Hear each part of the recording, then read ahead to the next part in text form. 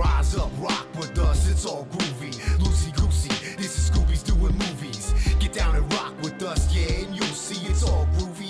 This is Scooby's doing movies. What up, Scoobs? Dre here. Alex here. And welcome once again to SDM Podcast Episode 3.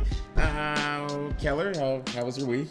It was good. Yeah. So it's Thursday. We're starting a little bit later. Mm-hmm. But it was good because we started later. We were going to miss Creed and the X-Men trailer. It just keeps working out. The universe. Serendipitous. Yeah. Like last week, we weren't going to tell this story, but screw it.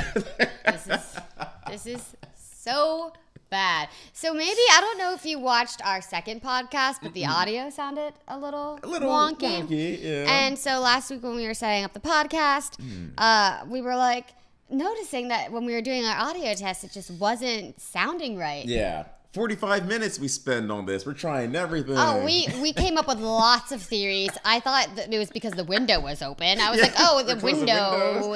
I'm like, well, this set as opposed to a reaction set is a bigger room. The acoustics are thrown off. I thought that Andre just had a deeper voice. I was like, maybe I should talk deeper and that will help. I was saying that for some reason I just couldn't, the sound wasn't clear because my voice was too high. Yeah, 45 minutes troubleshooting the computer, the mics. We switched out mics. We traded mics. Well, you tried on mine. We traded mics twice. Like, okay, let's trade. All right, let's trade back. We were like, maybe we should hit up your friend. By Tim's friend. Tim's a sound editor. We're like, should we call Tim? He lives like down the street. He can come over and tell us what's wrong.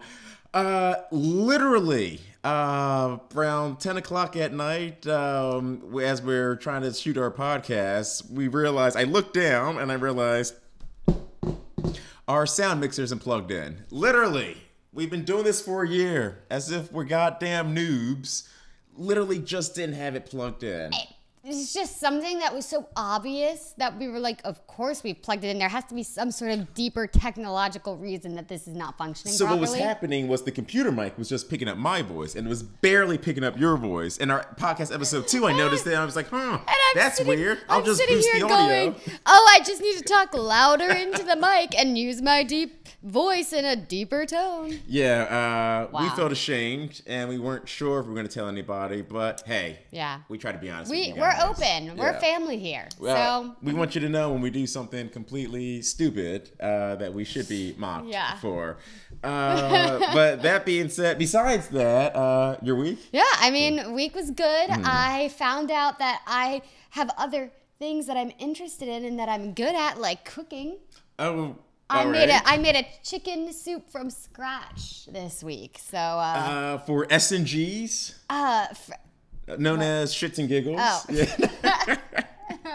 Like, should I know what that means? I was trying to keep it clean. No.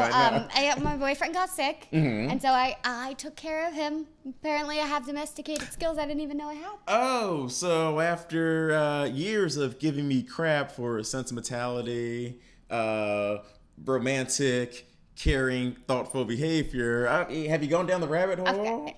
I wouldn't say I'm as mushy as you. Okay, all right. I am pretty mushy. I will say that I made a banging chicken soup. Okay, I love that. This was the best soup I've ever had. I love that. You showed me the pictures before we started. Yeah, she chopped the carrots and celery and vegetables herself. I thought she was BSing me, but I was like, wow, Keller. I was like a Martha Stewart. I know, like without the jail time. Well, don't look at her Philly record, yo. Okay, how was your week? How was your week?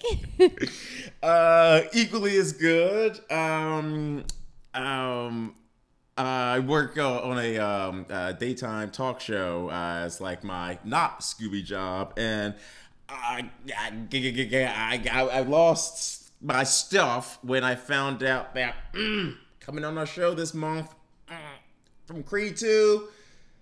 And my favorite cartoon from the 80s, Masters of the Universe, Dolph Lundgren is going to be a guest on our show, and we're going to get to interview him. I'm like, That is pretty Impressive. Yeah, I've just been having an awesome season. We've only been back shooting for about a month now, and it's been awesome so far as like being a fanboy. We've had Jamie Lee Curtis talking about the new Halloween movie. We've had Olivia Munn doing Predator. Who else did we have? We had somebody really cool on recently. Their name is escaping me, but like we had Kristen Bell on talking about The Good Place. It's a show I really enjoyed. So like we've had a lot of people on talking about like stuff that appeals to me, like sort of nerd genre properties. So I'm like, it's been good so far. Well, it's funny that you say that because, as you know, I interviewed Thaisa Farmiga. Yes, this weekend. Keller did her first red carpet premiere interview. Yeah. Like, how do we bury the lead? Yes. I led with the chicken soup. I was really proud of the chicken soup, okay? But it's just funny because she was so amazing and so sweet and fun on the red carpet. But I was just thinking, like, I don't watch scary movies because I'm scared. So I'm like, how is this character different from the characters you've played in the past? But and she used to be on Horror Story, right? Yeah, American Horror Story. She's in The Nun. She's in the Conjuring series. Okay. So I'm like, you know, I just what know movie about. was this for that you were? It's for We Have Always Lived in the Castle. Okay. What do you know what it's about? It's about it's Alexandra Daddario and Thaisa Farmiga. They are My Celebrity Hall Pass. Alexandra Daddario. They basically live in this like castle that's very secluded with their deranged uncle, and some cousins come to visit the family, and all these family secrets come out. It's more of a thriller than a horror film. So I think this is something that I could actually watch. Okay. But it's just funny because I'm like interviewing her and she's so amazing. But I'm thinking to myself, like, I would love to watch your other movies, but I'm a big scaredy cat. Big scaredy cat. Great segue accidentally because our first topic of the day is shaming and guilting Alex into watching the Halloween horror movie she promised she would watch before the end of October. I don't recall. I recall you just saying on camera, and Alex is going to watch a horror movie. And you signed off on it back in like, what was it, like April? You know what? This happened. Pull up the footage of me saying, yes, I agree. The great thing about doing an online show is we can always reference stuff that like we actually live part of our lives on camera. I think I was sick that day and I took some Dayquil, so I was a little loopy. Your excuses aside, I think I've chosen what would be the ideal horror movie for you to start off with. It's not too scary, too gory. For your purposes, it's a little sexy. And it's totally 80s rock and roll. All right, okay. The Lost Boys. Are you familiar with this film? I've seen that. Oh, you said...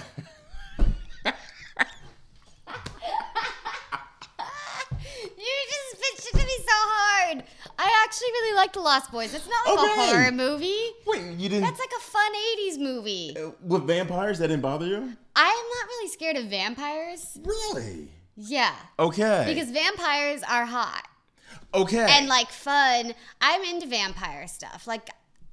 Then that's the case since Lost Boys is no good. I don't like, I'll tell you what I don't like. Okay. Sorry, I said that a million times. Go for it. I don't like things that have to deal with possession because I'm very scared that I could get possessed by an evil spirit, especially if I watch one of those movies. What if this evil spirit comes through and possesses me? Two of her real life phobias, which I was shocked to find out about literally just a few months ago after knowing her for almost 2 years, was she's afraid of conspiracy theories like the Illuminati. And you never know if they're watching. And ghosts. Yeah. Yeah. You're like, yeah, I am. And there's energy, okay? You can feel good energy and you can feel bad energy. And I'm not trying to get any of that bad energy up in here. All right, fair enough. That, and also movies where people get chopped up into little pieces or like mutilated. That's mine. Because that's totally could happen to you. You know, I know. We haven't talked about this. That's Dre's biggest fear. Like, she told me like a few months ago, I'm going to Mexico with like this work trip for a few days. I'm like, by yourself? I said, oh God, Keller, you're going to die. I said, if it's not me, just make sure you have someone you can text on the half hour because like I watched too much Dateline. I've watched too many stories of people being like hit with a needle, sold into like sex slavery in Thailand somewhere. That's my number one fear in the world. It's like, and my fear when it comes to that, it's not like the rational like, oh, there's, you know, gangs and there's people that are gonna sell you into. It's more like, oh, there's gonna be some crazy old guy in the forest that's gonna chop me up in his basement and put my face on as a mask. That's just as bad as sex slavery, sure. Right, but I'm saying that's like less rational. But that's a bigger fear for my. That's why I'm I don't think that is less rational. I also have that fear that if someone kidnapped me, they're gonna put me in like meat patties and serve it at their restaurant. Yeah, exactly. Yeah. Okay, so I don't like those kind of movies, but vampires I'm down with. All right, fair enough. All right, so I told you in high school I was depressed I didn't have a vampire boyfriend. I know, but I thought you meant like, again, Twilight vampires that aren't real vampires. Yeah. Well, I'm sorry that you're so excited. You were like, the Lost Boys. No, if that's the case, then I'm going to take that offer off the table. Now I really screwed myself. Counter with another offer. Oh no, why did I do this? No, it's all, you could have easily been like, oh my God, I should have just said. I've never seen the Lost Boys. Oh, I'm just so honest. I can't help it. You're such an honest person. In hindsight, why did you do that? I don't even know. No, I was like, oh yeah, I've seen that. No, that was a terrible decision. All right, so I'm going to counter with instead. We can kill two birds with one stone. You haven't seen all of his films, and I love this director, Tarantino's From Dusk Till Dawn. No, wait, no, it's about vampires. It's Tarantino's take on vampires. And Robert Rodriguez. Tarantino Rodriguez. But I feel like that's a really scary one. No. It's Selma Hayek being all sexy and everything. Is there going to be lots of blood and... no. Funny story, because they didn't want to get an NC-17 rating, all the blood in the movie is green. So... Oh. Yeah, so it's not even that scary. And I do love Tarantino. Come on. So, all right. You think you might be able to swing Dusk Till Dawn? I think so. All right. You heard it here, folks. We'll make an agreement on that. Halloween, Watch for Her, horror movie from Dusk Till Dawn. We're going to live stream it. Dusk Till Dawn. I just made the decision right now. And there's no going back, because now she officially... Oh, no, it's on camera. She wasn't medicated. It wasn't, like, put her on the spot. What did you put in my coffee? Yeah, no. So, all right. So, we're doubling down. Dusk Till Dawn for Halloween. We're going to live stream it. All right. That being said... Let's get into the news. First up, we've got DC casting news with Joaquin Phoenix's Jokers. We got our first look, and they have officially cast the two co-leads of Birds of Prey, starring Margot Robbie. What do you think about these casting jokers? Okay, well, I'm really excited. First of all, we're getting a Birds of Prey movie. That's awesome, because I love anytime we get some, like, badass female superheroes on screen. There was a short-lived during the Smallville run, a Birds of Prey TV show. Terrible series, but it was cool to see Harley Quinn as the main bad guy on television. We got Helena Wayne in the series, who is the daughter of Catwoman and Selena Kyle. Catwoman and Batman. And it was also the youngest Black Canary on that show, Dinah Lance. In this one, it looks like we're cheating a little bit, Scoobs, but it looks like the playing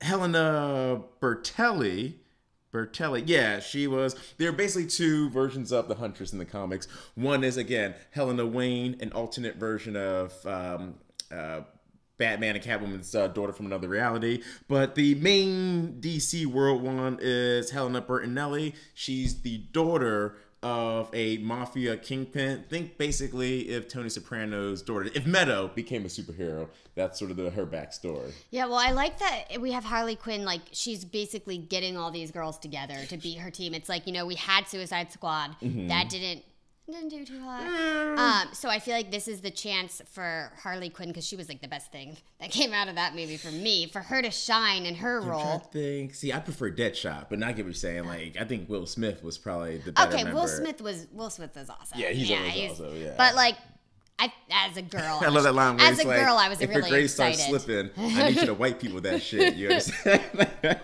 Just fix it up for her. Yeah. Yeah. No. Okay. So obviously we love Will Smith than anything. Clearly. But as a girl, I was very excited about Harley Quinn's character. So it seems like we're gonna get more, like, it's just gonna be more girl power with this. We have Journey Smollett Belle. Yeah, she's been playing... acting forever. She was what is it? She was Michelle's best friend Full on House? back in the original Full House.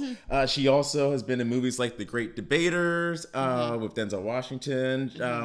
I know she's been on a couple TV series as of recently too. I can't think of any. I know her Brothers in Empire. Okay, yeah, but yeah, she's been acting forever. Now I'm curious about this casting. Well, I like that they're doing a race swap. Sure. We have her as Black Canary. I They're love doing a anytime they do. domino. Yeah, I love any time that we like bend the rules of like what the characters are originally. Race we can swap in any person. It's like Right. whoever's best fit to play the role. As long as the race isn't essential or core to their character. Right, exactly. Yeah, like if you call a character Black Panther, the King of Africa, he should be black. Yes. Wonder Woman, the princess of a Grecian island, should look Greek. I'll say that. Like, some people were saying we should have a black Wonder Woman. Even I'm like, well, no, she's a Greek. Like, she should look Greek. That's part of her Right. culture. If it's not essential to like the culture of a character, I think we need to cast on who's best fit to play the role. Absolutely. But in this, my pet peeve with this is more so that, and it's a personal pet peeve, not any sort of, well, the movie's going to be good or bad or whatnot. I just have a problem, a thing that started very much in the 60s and 70s. Whenever they created a black superhero, they would put the name Black in front of their name. The Black Vulcan, Black Lightning, the Black Panther. Once again, I find it ironic they did a race swap, and now the black girl's playing Black Canary. I'm like, oh, one that wasn't even one, you made one. Yeah. Fine.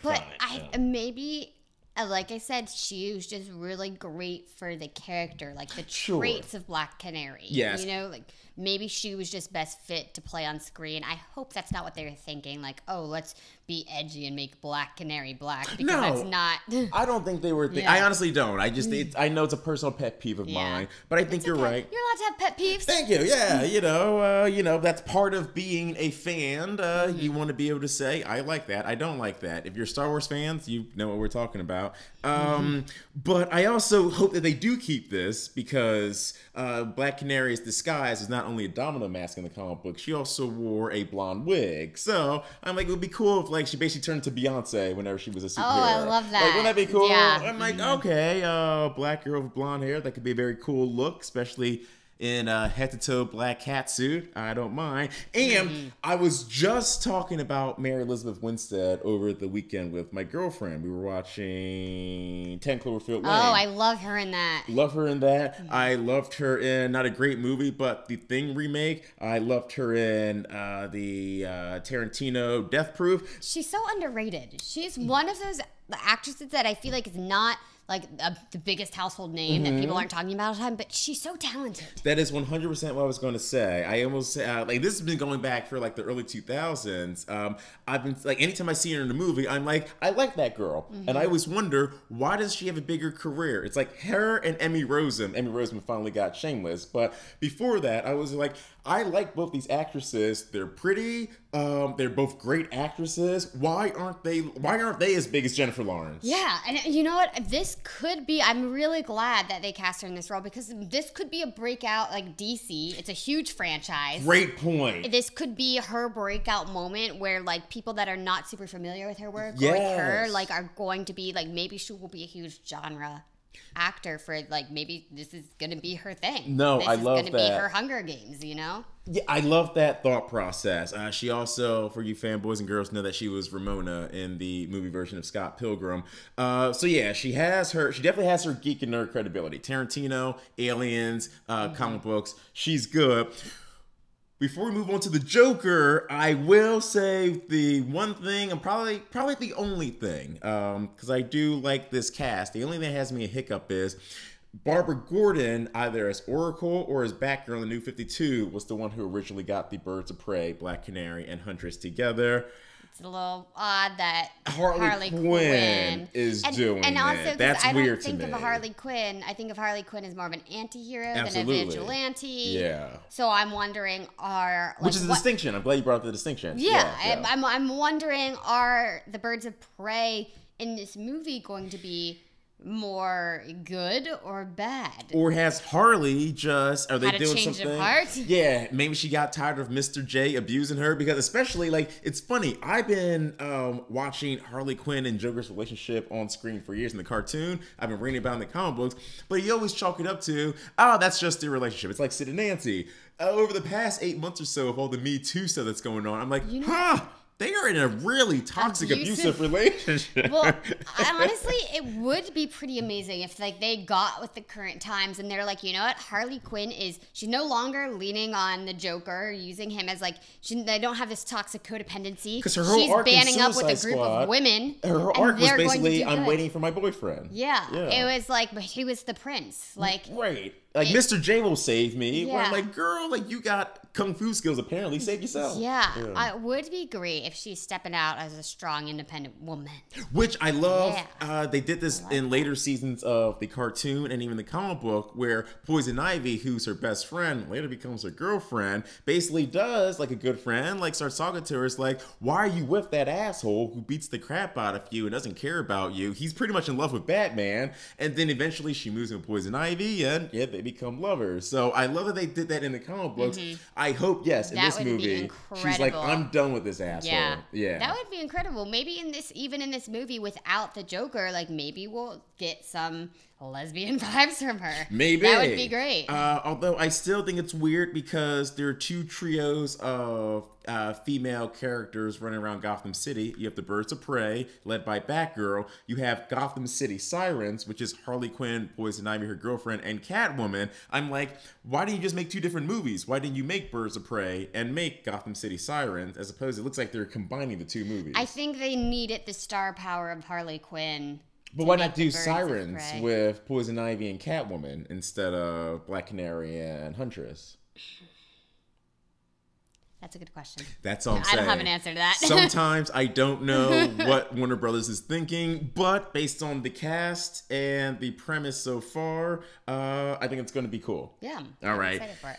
We're jumping over to the Joker. Now, I really want to hear what you have to say on this. We're not necessarily on the same page with this one. I am so excited. I love the Joker. I'm really excited that we're getting a standalone film for him. I think that Joaquin Phoenix has just like the best, like he is going to bring the creepiness to this character. He'll definitely bring the creepy. Like that, like he is perfect for the role. Did you ever see The Master, about the Scientology movie with them? There's a movie about Scientology. Oh my God, yeah, starring Joaquin Phoenix and God rest his soul. I'm like obsessed with Scientology. I don't want to join a. It's fascinating. It's fascinating because I think they're all cuckoo. Yeah, it's the same way I'm fascinated with World War II documentaries. Not because the Nazis are awesome, because I'm like, how can someone be this crazy? Yeah.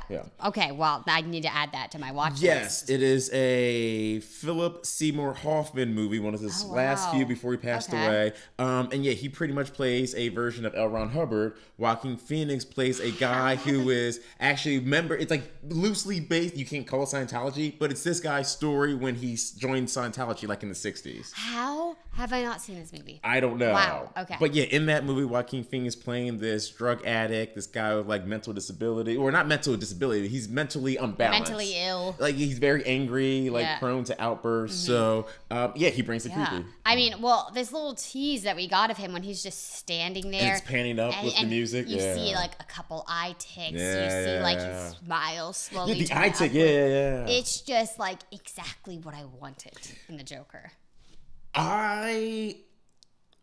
Great points all around. I have Here the comes same. the rebuttal. I just have the same asterisk I have towards this Joker movie that I had towards. We just did our reaction for X-Men Dark Phoenix. Make sure to check that out. Where I say that for me, I'm of 2 minds with the X-Men movie. Same thing with Joker, where I'm like, this is not in any way the comic book version of it. This is in both cases, this is a dramatic interpretation of these movies, almost like what Christopher Nolan also did with Batman. That's not a truly great movies. Oh my God, I love Dark Knight, but it's not a truly one-to-one interpretation of comic book Batman fighting people like Mr. Freeze or Clayface. It's more grounded. It's more like, oh, this could happen in real life. Well, and I think that it's we We have the comic book interpretation. Shenanigans! That's what I was getting to. No, we don't. We do not have a comic book accurate representation of either the X-Men or the Joker yet. No, I know. I'm not saying of those comic properties. book Joker. Okay. And then you can start making crazy things. I like this like dark drama. You know, it's a dark, realistic drama of the Joker. And yes, it would be great to get a comic book representation, but that doesn't mean that I'm going to reject this. Because I think it looks really cool. And that's the problem I'm having. Like Dark Phoenix, I think everything I've heard about this movie so far looks really, really good. Again, it's being produced by Martin Scorsese. It's starring Joaquin Phoenix, King of the Creepy.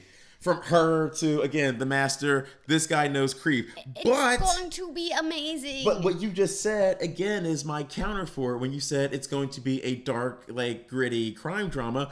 Right, where I'm like, that's not a comic book movie. It's a crime drama. Right, they and I'm call this movie like Happy Time or some generic serial killer clown name. The exact same movie, the exact same characters, just don't call it the Joker. Make an original movie being produced by Martin Scorsese about a guy who snaps, puts on clown makeup, and goes on a killing spree. But like, I think that you see, I get where you're coming from. I do. But I just think it looks so cool, and I love the story of the Joker. Yeah. I'm excited to like just see him in this more of like a human, like a reflection of his humanity. But there's almost another problem with the Joker, where like the Joker should never have a definitive origin story. That was one of the great things that Nolan did get right, where every time he told it in Dark Knight, it always changed. When he's like, you know what, I got these scars. Hey, cut me here, and then my daddy cut me here. It's an unreliable... Smile. Yeah, the Joker is an unreliable narrator, even to the point where in one of the most famous graphic novels, The Killing Joke, like the ultimate Joker story, he even says, if I have a backstory, I prefer to be multiple choice. I don't like the fact that they're saying this is a Joker story. Well, I think maybe too, like if it's coming through the eyes of the Joker, and and Joaquin Phoenix is playing this like mentally deranged Joker. Mm-hmm. I don't think that they're going to tell us that this is exactly what happened.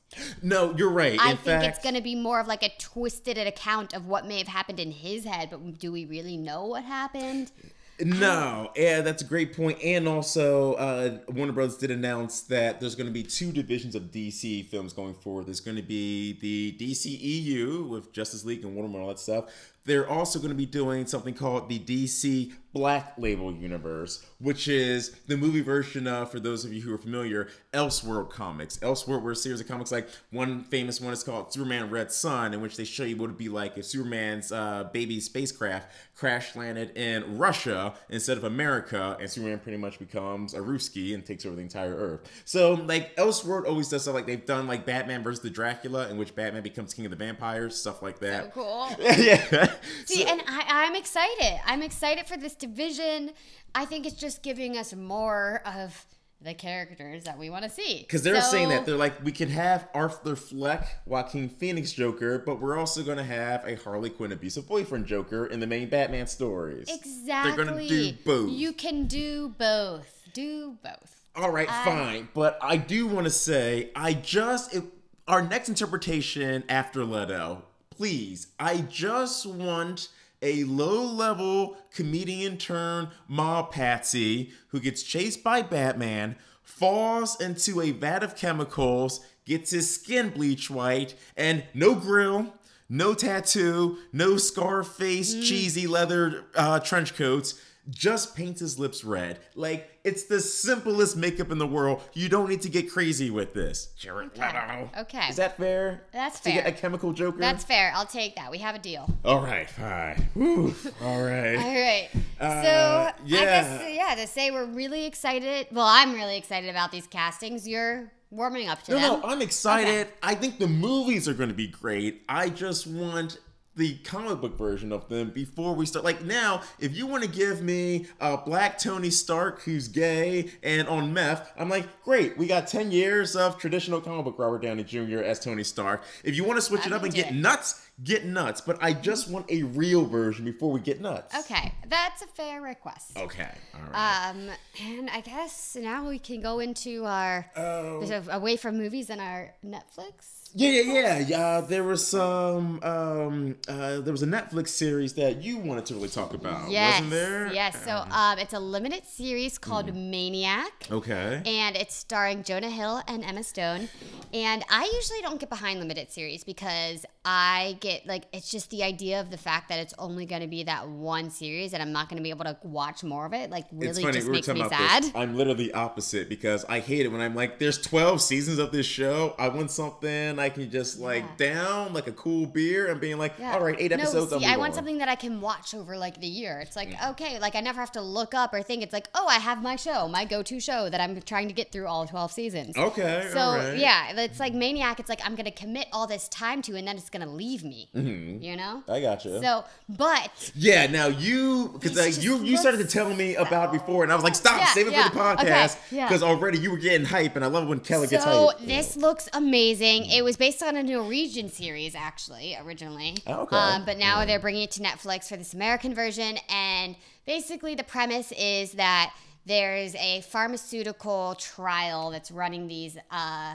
psychedelic, or not psychedelic, but psychoactive drugs, I guess. They're for people that have, the people that are coming in for this trial have drug addiction or depression or schizophrenia. And basically, the person running this trial is saying, you're going to take these pills. It's a 3-day trial, and everything will be gone. All your problems will be gone. Everything will be perfect. There's no side effects. You'll just be cured of whatever element you have. Now, just from pictures and stuff, it looks like they're in alternate time periods. Yes. So it's set in the near future. Okay. But when they go into they take these pills and they go into whatever states, it's kind of it's these extreme dreams, these lucid dream states. So that's why. So it's not they're not time traveling. Okay. It's literally all in their heads. Gotcha. It's it's taking them through their different dream states. Okay. But what's so interesting about it is apparently, when you're going into the trial, everyone's dream state is supposed to be different. But Jonah Hill's character and Emma Stone's character keep finding each other.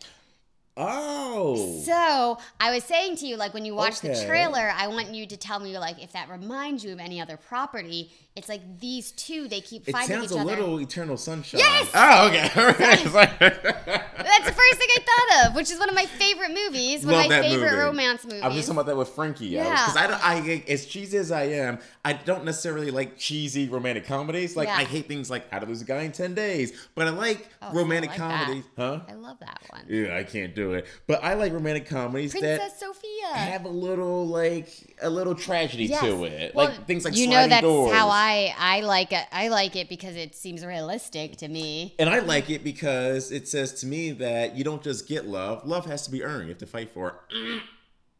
Dre. Always coming in with these cute quotes.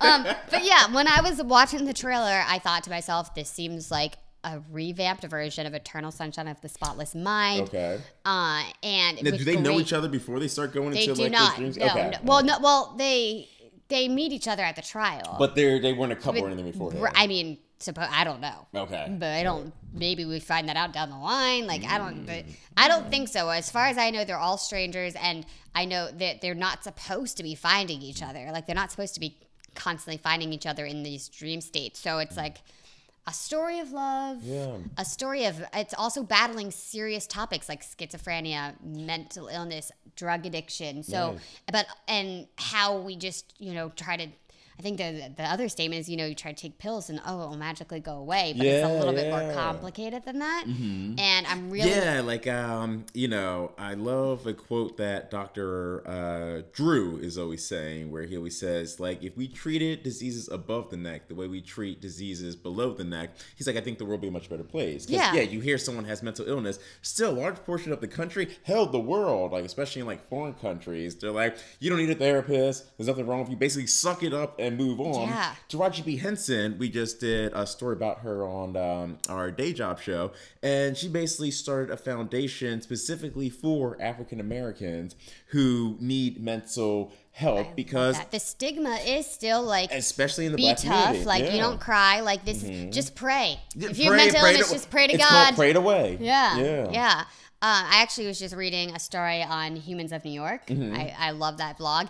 And basically it was this man was talking about his son and how his son like fell in love with this woman and she didn't want him back and it drove him mad and like he didn't shave for like years and he ended up like just going crazy and everyone was like, your son is cursed. He's cursed. He's cursed. And like he was praying and trying to like, and then he was in India. Yeah. And then one day, like, he met this woman on the street, came up to him and like was just asking about him. And he was like, oh, I have this son and blah, blah. The woman happened to be a doctor. They got the son like into a doctor's office and like treated him for his mental illness, and he's better, like made a full recovery. They're basically treating him like he's like possessed. All this time they thought he was just. All this time they thought that he was just like cursed, like it was a family curse. Right. Yeah. And so I think where it's like, no, I need meds.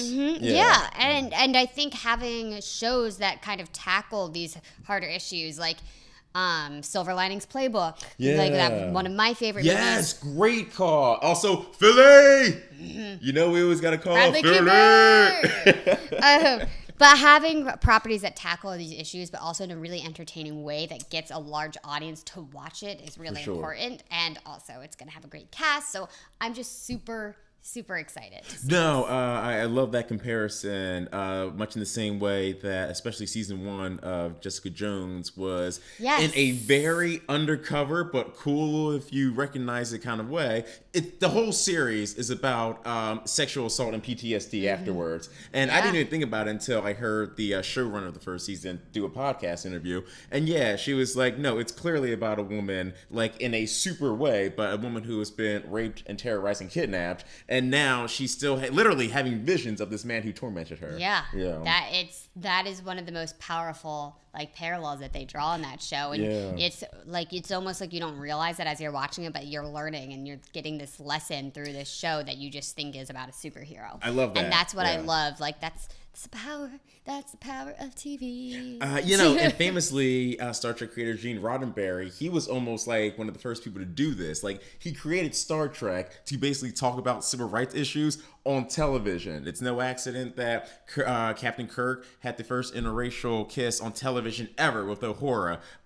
They did many episodes, like one of my favorite episodes of Star Trek, in which they have to negotiate a peace treaty between two races of aliens. Literally, one alien race, half of their face is painted black on the right side, white on the other side. The other alien race, it's literally just flipped. Like, they're both like not skin tone black or white, just like the color black and the color white. One's black on the left, one's black on the right, and they hate each other. And it's clearly a metaphor for it's like, isn't this silly? In fact, at one point Spock is like, but I don't see any difference. And one of the like dominant looking guys is like, how dare you, sir? That's offensive. So it's just in film and TV and art and music, anything like creative, a lot of times it's used to make a commentary on like our culture and what we're doing today. Especially in sci-fi and fantasy, those are ways you can get complex themes like Battlestar Galactica without actually beating people over the head with it. Exactly. So that's my recommendation. Maniac on Netflix. Yeah, my October rec is going to be, you still got about another few days before it drops, but